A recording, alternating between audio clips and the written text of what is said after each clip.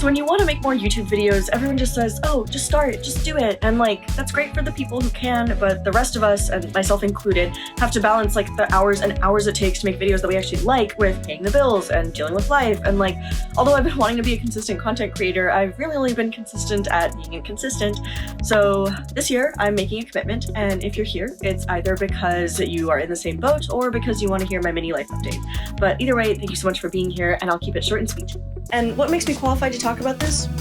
Nothing. Honestly, I struggle a lot with having regular uploads. It just takes like so much to make it happen, and there's always just like life events, or for a while I was in grad school, or I just honestly felt like I wasn't good enough or my videos weren't good enough. It's not impossible to have a regular upload schedule when you're working like 60-70 hours, but it's really difficult. But like now I'm in a better spot. I'm not financially dying anymore. I actually have gotten some really amazing practice, and I have a lot more energy to do it. Energy is kind of a vague term, but doing things like saying no to things that aren't as important to you, blocking off time in your calendar, and for me, I've actually sworn entirely off dating apps for this whole year. Life doesn't need to revolve around romantic relationships, despite what the media says. Maybe I'll meet someone, that would be cool, but this is going to be the focus of my 2022. If you're like me in that you're not sitting on a large company pile of cash, or you're really risk averse, or you just want to know what the tea is in my life, keep on watching. If you're cool with high risk, or you're just really secure in your life, just do it!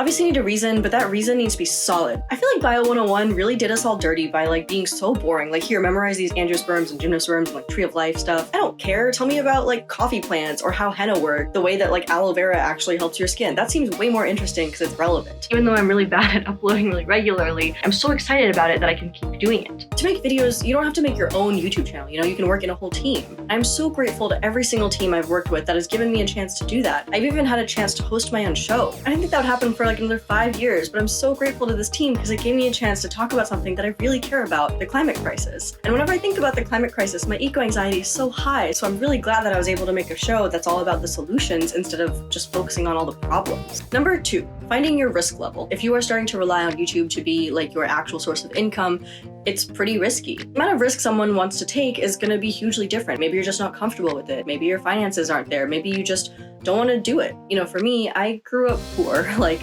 real poor. Like, we didn't even have running hot water for most of my childhood poor. Therefore, I am really risk averse. But now I have a full-time job, and I'm going to keep that job even as I make more YouTube videos. Number 3, self-confidence. I remember this one time in high school, I'd gotten some award and I was really jazzed about it. I like called my mom and I told her, and then I went to my locker and I realized there's hate mail in my locker. There was a note telling me that I didn't deserve the award, some other students should have gotten it. I went to the assistant principal and I was like, should I give the award back? Like, should it go to this other person? And he was like, Niba, there will always be haters.